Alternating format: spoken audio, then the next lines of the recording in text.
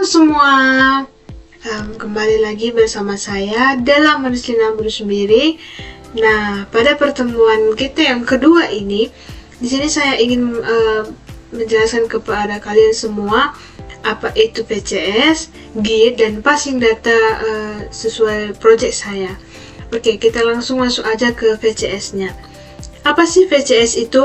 VCS itu adalah singkatan dari Version Control System, di mana VCS ini merupakan sebuah sistem yang mencatat setiap perubahan yang dilakukan pada kode program dari waktu ke waktu.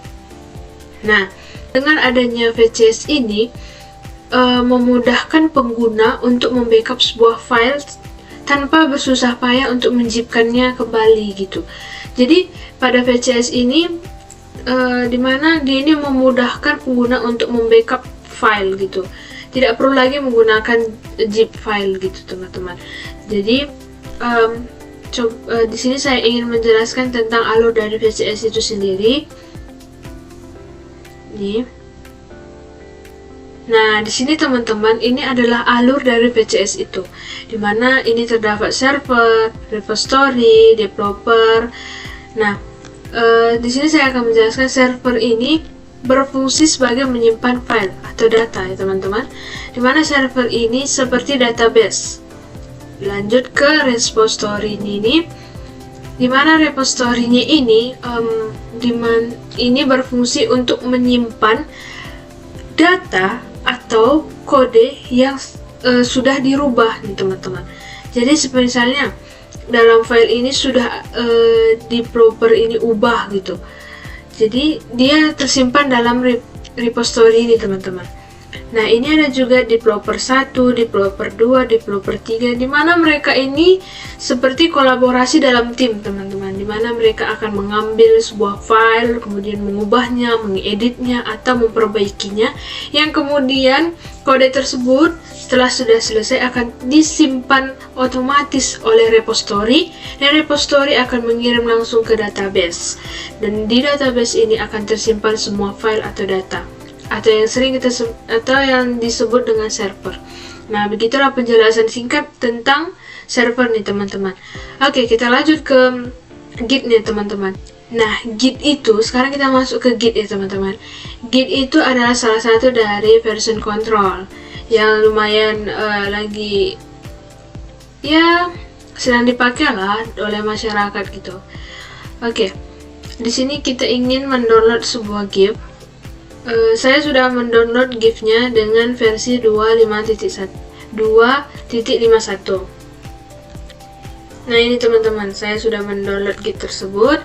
Nah, kita langsung masuk ke project aja teman-teman. Di sini kita hidupkan dulu. Ini kita start. Di sini kita ingin membuat project baru nih teman-teman. Pertama kita konekkan dulu dengan, seperti biasa kita akan konekkan dulu dengan Composer.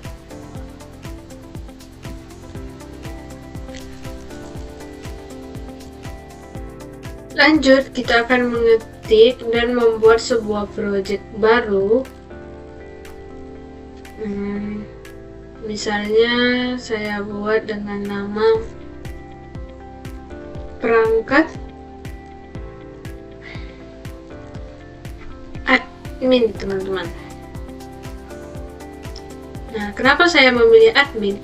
Karena saya sekarang diamanahkan menjadi admin di project saya teman-teman. Kita enter saja.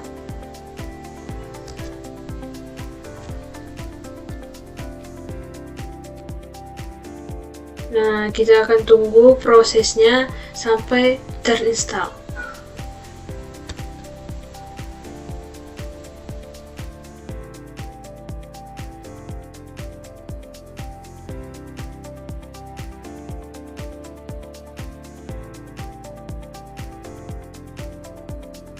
Oke, ini adalah bukti bahwa file kita sudah ada ya teman-teman. Coba kita cek di sini di www. Nah, ini ada perangkat admin yang sudah saya buat projectnya. Jadi kita lanjut aja ke Visual Studio Code. kita open folder.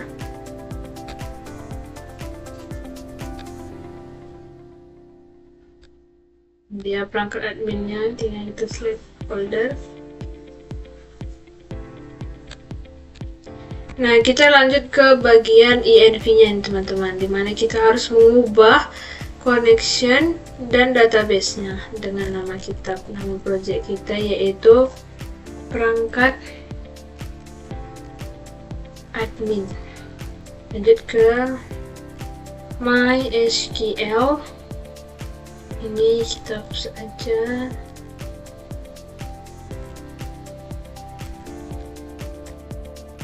Oke. Di sini saya akan menjelaskan penggunaan GIF di Visual Studio Code ini, teman-teman. Jadi kita lanjut aja ke Git min version. Enter. Dimana di sini dikatakan bahwa Git itu sudah terinstalasi dengan Visual Studio Code kita, teman-teman. Dimana ini ada Git version 2.51. Nah, sekarang kita lanjut saja ke perintah Git lainnya. Coba kita ketik aja Git init. Oke. Nah, Git init ini tuh, teman-teman, dimana setelah kita enter, semua file yang ada di perangkat admin, tidak semua. Nah, semua file-file itu dari bagian env sampai bawah itu di sampingnya itu berubah jadi U, teman-teman. Coba perhatikan, dia berubah menjadi huruf U. Oke, lanjut aja. Kita ketik Git. Oke, lanjut kita Git status. Enter. Nah, ini teman-teman ada dikatakannya on branch master, di mana file teman-teman yang sedang kerjakan itu berada di master, teman-teman. Bisa saja sih dengan kata nama lain, tergantung teman-teman itu install Gitnya dengan nama apa gitu. Kalau saya dengan nama master, artinya file saya yang sedang saya kerjakan itu berada di master. Di sini ada no comments yet, dimana ini mengartikan bahwa belum ada file yang saya rubah, teman-teman. Nah, itu artinya. Lanjut saja, kita langsung aja menyimpan file dekapan dengan perintah git. Jadi enter. Langsung git status ya, teman-teman. Enter. Nah, ini adalah file-file yang sudah terbikin, teman-teman. Dalam konteks project ini adalah file-file yang sudah terbikin. Nah, kalau misalnya teman-teman ingin ngebatalin nih filenya, tinggal teman-teman ketik aja git reset, maka otomatis filenya akan kembali. Enter. Git status, terus enter. Nah, ini teman-teman, dia akan kembali seperti sebelum kita menampilkan file-file yang sudah terbuat ini, teman-teman. Ini ada. Oke, ini artinya belum dirubah sama sekali ya, teman-teman. Oke, kita lanjut aja ke perintah selanjutnya. Di sini kita ingin membuat file ini nama kita, teman-teman. Jadi kita ketik aja git config min local username-nya dengan nama kita sendiri. Name. Misalnya saya adalah enter. Dan ini nama email kita ya, teman-teman. Misalnya saya adalah 24 SI mahasiswa .pcr .acid. Enter. Ketik lagi perintah dengan git config min list. Enter aja, teman-teman. Nah, otomatis dia akan menampilkan file-file yang di dalam project kita, teman-teman. Dan juga nanti ada nama kita dan email kita. Jadi kita tinggal enter aja sampai menemukan kata add. Nah, ini artinya username dengan nama saya sendiri dan email saya sendiri. Setelah menemukan kata N, teman-teman tinggal mengubahnya dengan mengetik tanda Q, huruf Q, enter. Nah, dia akan seperti semula, teman-teman. Oke, kita lanjut saja. Setelah semua file ini masuk ke staging area, maka di sini kita ingin mengubah file tersebut untuk masuk ke repository ini melalui proses commit. Nah, di sini saya ingin mengetik git commit min m dengan kata-kata misalnya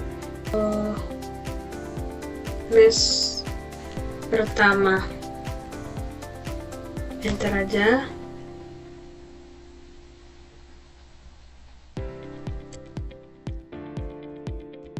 Oke.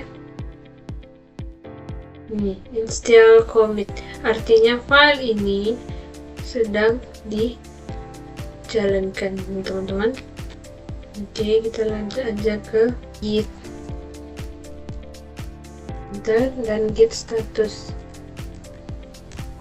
Nah, ini adalah contoh saat file itu sedang dijalankan di master, teman-teman. Ini ada kata-kata master, jadi file yang sedang kita buat ini adalah sedang berada di master, sedang dijalankan oleh master. Nah, ini dia file-filenya teman-teman. Dan di samping ini coba teman-teman perhatikan, dia akan berubah menjadi huruf A, teman-teman. Kita cek. Nah, di sini ada commit yang artinya file ini sedang dijalankan, teman-teman. Oke, kita lanjut saja. Nah, kita pindah saja ke web PHP, teman-teman. Ini kita copy aja, enter, kita save. Oke, kita ketik di sini git titik enter dan git status, enter. Nah, di sini, nah artinya git ini sudah kita rubah nih teman-teman. Yang tadi ya cuma root 1, rootnya cuma 1, jadi rootnya 2 sudah kita tambahkan dalam project kita. Nah, lanjut ke perintah yang selanjutnya. Nah, kita akan menambahkan git commit lagi nih teman-teman. Kita coba ketik perintahnya git commit min m dengan kata-kata misalnya lagi progres kedua nih teman-teman. Kita enter saja. Nah, ini file dimana commit progress kedua ini sedang dijalankan di master nih teman-teman. Ini progress kedua, kita scroll ke bawah, jadi kita git status saja, enter. Nah, artinya proses kedua ini sudah clear nih teman-teman, tak ada lagi yang perlu diubah. Jadi kita lanjut ke perintah selanjutnya, git online. Nah, ini git long online. Oke, kita enter saja. Nah, artinya progres kedua ini sudah clear lah gitu istilahnya teman-teman. Jadi kita tinggal git checkout. Nah, kita ambil ID di progres kedua nih teman-teman. Kita copy, kita enter saja, enter. Nah, ini artinya progres kedua sudah dirubah ya teman-teman. Ini dia, dan sudah dipindahkan dalam repository teman-teman. Oke, itu dia dari pembahasan kita mengenai VCS. Yang VCS ini terhubung dengan Git, dan Git ini terhubung oleh Visual Studio Code. Ini adalah pertemuan kedua yang membahas ini sudah selesai. Dan kita lanjut ke apa project kita teman-teman. Yang saya sebagai admin di sini saya akan menunjukkan ke kalian semua di mana proses dalam passing data ini. Nah, kita langsung aja masuk ya teman-teman. Passing data yang saya contohkan menggunakan project saya sendiri, yaitu perangkat desa, dan saya diamanahkan sebagai adminnya teman-teman. Di sini saya sebagai admin, dan di sini saya akan menjelaskan bagaimana proses dari passing data. Sebelum itu, apa sih passing data? Nah, passing data adalah proses mengirim data dari suatu bagian Laravel ke bagian lainnya. Biasanya dari controller ke view, atau dari root ke controller, Seperti itu ya teman-teman. Nah, sekarang kita lanjut saja ke passing datanya menurut project saya. Nah, di sini saya sudah membuat project baru dengan nama. Nah, dia di sini sudah terbukti, sudah ada dan sudah dibuat baru projectnya. Project yang tadi maksudnya teman-teman, dengan tema itu perangkat admin. Saya buat perangkat admin, itu tema dari project saya. Lanjut kita buka ke foldernya teman-teman. Kita close dulu. Nah, di sini saya sudah mengubah di bagian env, terus di sini saya akan menjelaskan satu-satu. Di sini saya sudah menjalankan dari project saya sebelumnya teman-teman. Saya mencoba dulu, baru nanti saya jelaskan ke teman-teman semua bagaimana dalam prosesnya. Nah, di file ini ada folder app, terus duplikatnya foldernya itu ada http, dan kita klik. Nah, dia ada controller PHP.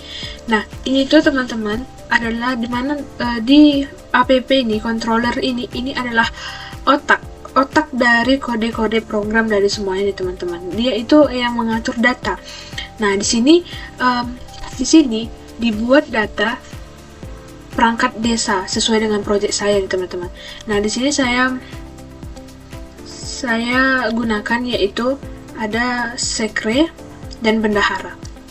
Nah, nanti data ini dikirim di tampilan view biar bisa ditunjukkan di browser. Sederhananya saja, controller ini kayak jembatan yang dimana ini terdapat antara data dan tampilan. Nah, ini sekilas tentang controller. Nah, lanjut kita ke public nih teman-teman. Public ini di sini saya menyimpan sebuah foto dimana ketika kita mengklik file public, terus dia ada duplikat image. Ini sudah saya buat, dan di image ini saya menaruh gambar dari bendahara, menaruh gambar dari sekre juga. Nah, karena ditaruh di dalam folder public, gambarnya ini bisa langsung diakses lewat URL teman-teman. Nah, jadi di file di folder public ini ibarat dengan yang bisa dilihat langsung sama pengguna teman-teman. Nah, itu dia sekilas dari Emacs public. Nah, sekarang kita masuk ke resource teman-teman. Dimana resource ini di sini sudah ada tampilan file dengan view. Nah, di sini saya sudah menambahkan admin, yang dimana admin ini di dalamnya terdapat perangkat desa.blade.php. Nah, di sini ini adalah file tampilan teman-teman. Di sini dikatakan views. Dimana views ini adalah tampilan, dimana isinya ini adalah kode yang fungsinya buat nampilin tabel daftar perangkat desa. Nah, di sini juga terdapat ini ya teman-teman, ada loopingnya supaya semua data dari controller itu ditampilin satu-satu gitu. Nah, di sini juga dipanggil foto pakai kode. Ini ya teman, Emacs search asset. Nah, di sini ada kata-kata Emacs. Ini artinya kita sedang memanggil file yang ada di Emacs teman-teman. Nah, itu dia dari view. Nah, jadi foto yang ada di public, yang public ini terdapat Emacs, dan Emacs ini terdapat dua file gambar. Nah, akan ditampilkan ke tabel itu teman-teman. Ini dia. Lanjut kita ke ini ada routes. Routes ini terdapat web PHP. Nah, file dari web PHP ini kayak peta yang dimana ini mengatur kalau kita buka URL, Laravelnya harus jalankan apa gitu. Nah, di sini saya sudah membuat contohnya root get admin perangkat desa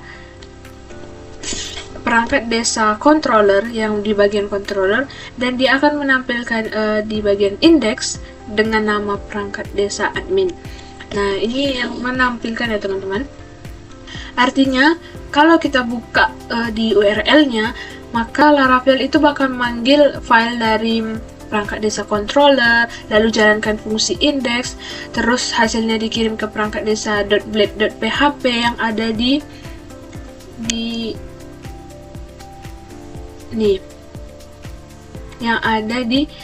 view-nya teman-teman. Jadi alurnya itu kalau ibaratnya bisa dijalankan kalau ketika kita buka di browser, dia mengarahkan ke file-file yang terdapat yang terhubung antara controller, view. Nah, begitu teman-teman. Nah, controller ini bikin data perangkat desa, dan data dari perangkat desa itu kemudian terus dikirim ke view. Nah, view di mana di view ini terdapat perangkat desa.blade.php nerima data dan akan ditampilin di tabel, teman-teman. Misalnya kalau ada foto, view memanggil file yang ada di public, di Emacs, teman-teman. Nah, itu dia caranya. Coba kita jalankan ya, teman-teman. Di sini saya belum menghidupkan Laragonnya. Sebelum itu saya hidupkan dulu Laragonnya di folder saya, Laragon. Nah, di sini kita klik aja start. Oke. Dia nanti otomatis sudah terbaca. Kita jalankan di terminal dengan php artisan server. Enter. Nah, dia akan langsung terhubung dengan URL-nya, teman-teman. Kita tinggal klik follow. Nah, di sini dia sudah menampilkan daftar perangkat desa yang data-datanya, di mana data-data yang tadi sudah kita backup, sudah kita taruh dan sudah kita ubah di bagian perangkat desa controller, teman-teman. Kalau teman-teman ingin menampilkannya, kita coba ke browsernya sendiri, teman-teman. Oke, coba di sini kita klik aja misalnya perangkat admin dot this. Kita tunggu aja, teman-teman. Nah, di sini dia akan menampilkan daftar dari perangkat desa yang sudah datanya itu kita ubah, kita masukkan, kita tambah. Di sini saya sudah menggunakan 2 foto, teman-teman, sesuai dengan jabatannya. Ada yang sekretaris, ada yang bendahara, dan ini adalah NIP-nya, ada kontaknya, ada periode. Semua data-datanya ini yang tadi sudah saya kasih tahu ke teman-teman, semua data-datanya tersimpan di controller, teman-teman. Nah, di controller ini adalah data-data dari sekre dan bendahara dari perangkat desa, yang kemudian datanya ini akan otomatis langsung terhubung dengan view-nya, teman-teman. Dimana view-nya ini saya buat di perangkat desa .blade.php. Di sini saya sudah mengetik tentang jabatan, NIP, kontak, periode, semua sudah ada di sini. Jadi otomatis dari controller ini akan langsung tersambung dengan view. Maka view akan menampilkan di bagian di bagian browsernya itu seperti ini, teman-teman. Ini dia akan menampilkan seperti ini. Ada foto dari sekre, ada jabatan, ada kontak, ada periode. Nah, dia akan menampilkan seperti ini, teman-teman. Oke. Itu dulu sekian dari video saya dari pertemuan 2 tentang yang pertama tadi PCS, yang kedua ada PCS yang gabung langsung ke Git, terus ada yang materi ketiga tentang passing data melalui project saya, dan saya sebagai admin, saya sudah menjelaskan semua ke teman-teman. Nah, segitu dulu video dari saya, semoga bermanfaat. Terima kasih. Bye-bye.